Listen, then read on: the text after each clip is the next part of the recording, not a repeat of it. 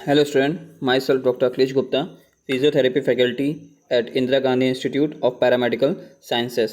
तो जैसा कि हम अपना टॉपिक डिस्कस कर रहे थे थेराप्यूटिक मसाज, आज हम इसमें एक और टेक्निक के बारे में जानेंगे जिसे हम कहते हैं फ्रिक्शन मसाज।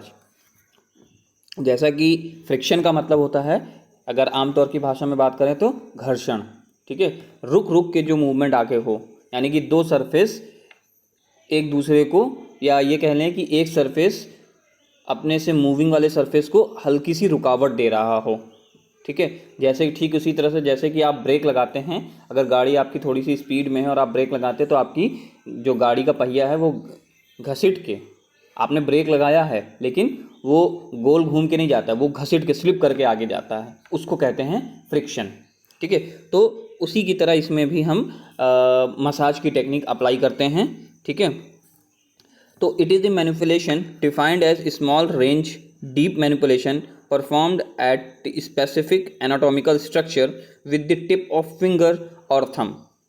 तो कहने का मतलब ये है कि ये स्मॉल रेंज यानी थोड़ी थोड़ी देर के लिए दिए जाते हैं, ठीक है। डीप मैनिपुलेशन है यानी कि जैसे कि मसल्स, टेंडन, लिगामेंट, ये जो डीप स्ट्रक्चर्स हैं इनके लिए यूज़ होता है ये। इनमें जब एडहेशन या कोई प्रॉब्लम आ जाती है, ठीक है, या कोई स्पाज्म या कोई ऐठन आ जाती है, उसके लिए हम इसको यूज़ करते हैं, ठीक है। देखिए जैसे कि इन्होंने बोला eight specific anatomical structure, anatomical structure का मतलब है लिगामेंट, टेंडन, ठीक है, मायोफेशियल, आपका जंक्शन, इन सब चीज़ों पे हम यूज़ करते हैं। और किसकी मदद से? या तो फिंगर टिप या तो थंब टिप की मदद से। फिंगर में आपकी इंडेक्स फिंगर, मिडिल फिंगर दोनों हो सकती हैं, ठीक है, और थंब हो सकता है इसकी, लेकिन टिप से ही देना है और किसी चीज़ से नहीं, सिर्फ टिप से। अब ये दो तरीके की होती है, सर्कुलर फ्रिक्शन और ट्रांसवर्स फ्रिक्शन। तो जैसा कि नाम से ही क्लियर है, सर्कुलर यानी कि गोल गोल घुमाना, ठीक है, गोल गोल सर्कुलर वे में फ्रिक्शन मूवमेंट करना, ठीक है, ठीक, इसको हम बोलेंगे सर्कुलर फ्रिक्शन। और ट्रांसवर्स फ्रिक्शन होगा कि लेफ्ट से राइट या राइट से लेफ्ट वाले मूवमेंट, ठीक है, राइट से लेफ्ट या लेफ्ट वाले मूवमेंट, वो अभी मैं आपको आगे डायग्राम दिखाऊंगा तो उसमें आपको समझ में आएगा। तो आइए जानते हैं कि सर्कुलर फ्रिक्शन क्या होता है। These are performed with the fingertip. The rest of the hand is kept off contact. तो ये फिंगर टिप से अप्लाई होता है, जैसे कि मैंने बताया था कि इसमें हम सिर्फ फिंगर टिप का यूज़ करते हैं, फिंगर टिप या थंब टिप का यूज़ करते हैं। बाकी को जो हाथ वाला हिस्सा है वो ऑफ कॉन्टैक्ट रहता है, यानी कि वो बॉडी से टच में नहीं रहता है। Pressure is applied and a small stationary manipulation is performed in a circular manner and gradual increase in depth for 3 to 4 circle.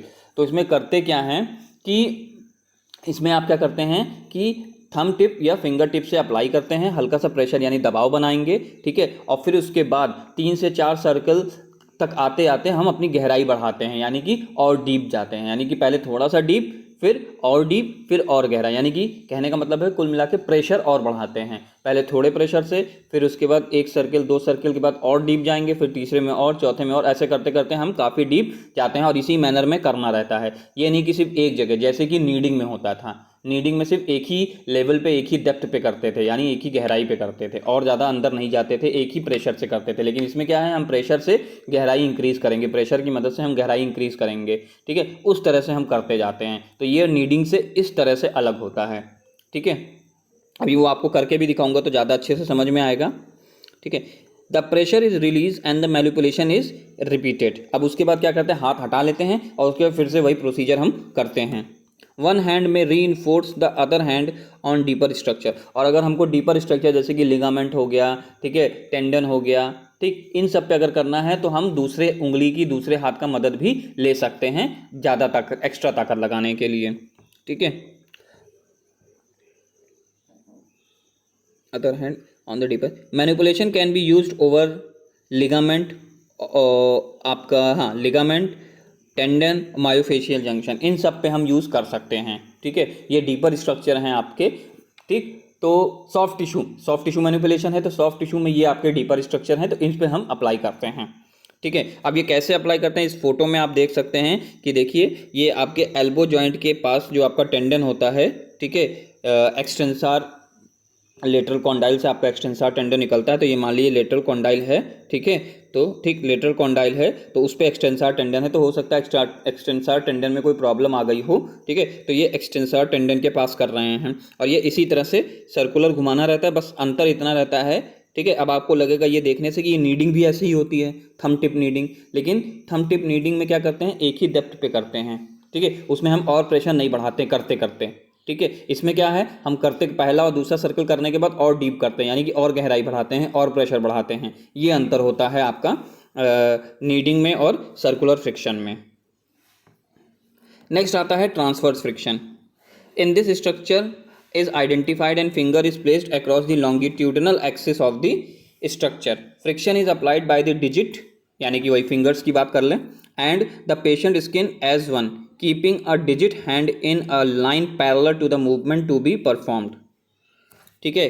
अब कहने का मतलब ये है कि इसमें सबसे पहले हम ये आइडेंटिफाई करेंगे कि हमको देना किस पे है, टेंडन पे देना है, लिगामेंट पे देना है, सबसे पहले ये आइडेंटिफाई करेंगे, ठीक। उसके बाद हम लॉन्गिट्यूडनल, वही जो लेफ्ट से राइट डायरेक्शन में हम हाथ रखेंगे, अपना लेफ्ट से राइट डायरेक्शन में हाथ रखेंगे, ठीक है, मतलब सॉरी फिंगर या थंब रखेंगे, ठीक, लेफ्ट से राइट या राइट से लेफ्ट डायरेक्शन में, ठीक। फिर इसके बाद हम फ्रिक्शन अप्लाई करेंगे, ठीक है, उंगलियों की मदद से, ठीक।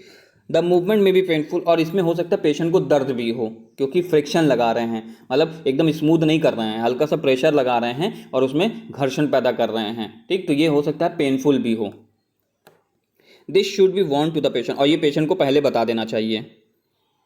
The movement should be between the affected structure and the underlining structure, और जो मूवमेंट होना चाहिए वो आपका जिस एरिया पे आपको देना है या जो एरिया अफेक्टेड है, जिस एरिया में प्रॉब्लम है वहीं देना है। This is performed over tendon, ligament, myofascial junction and muscle, जैसा कि हम पहले भी डिस्कस कर चुके हैं।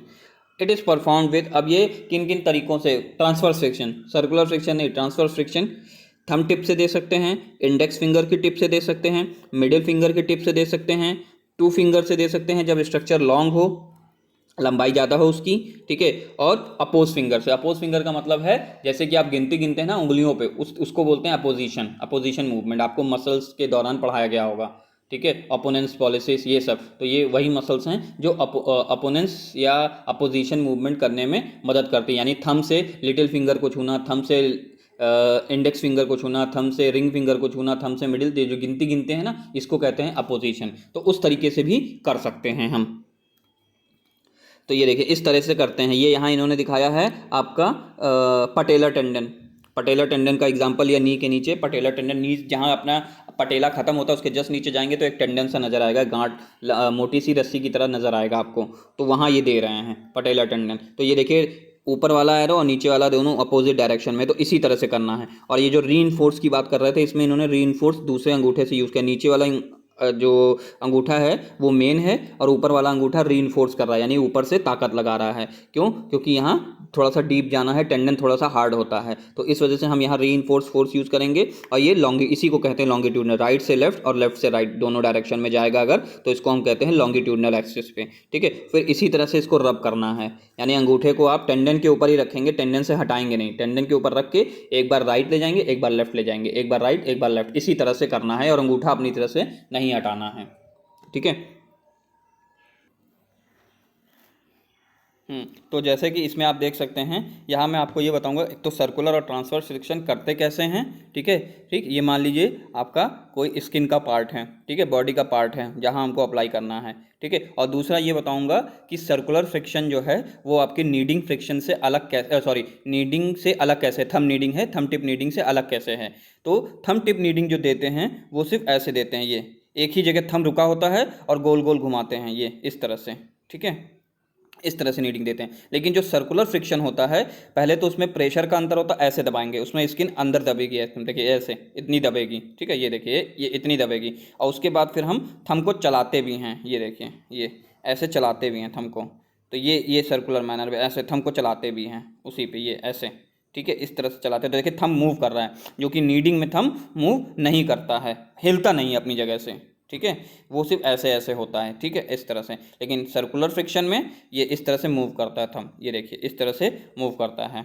अब हम बात करेंगे ट्रांसफर फ्रिक्शन की। तो ट्रांसफर फ्रिक्शन में हम क्या करते हैं, ऐसे अंगूठा रखते हैं, ठीक है, जैसे कि पटेलर टेंडन ही मान लीजिए ये है, तो इस तरह से हम अंगूठा रखेंगे उस पर और ऐसे ऐसे चलाते हैं, यूँ इस तरह से चलाएंगे। ये मान लीजिए ये स्ट्रक्चर है, ठीक है, ये स्ट्रक्चर है, ठीक, तो इस पर हम यूँ चलाएंगे इस तरह से।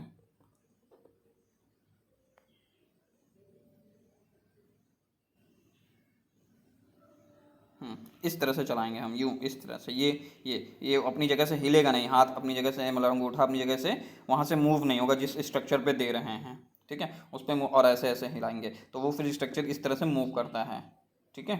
ये तो ये अंतर है आपका आपका ट्रांसफर फ्रिक्शन और सर्कुलर फ्रिक्शन में।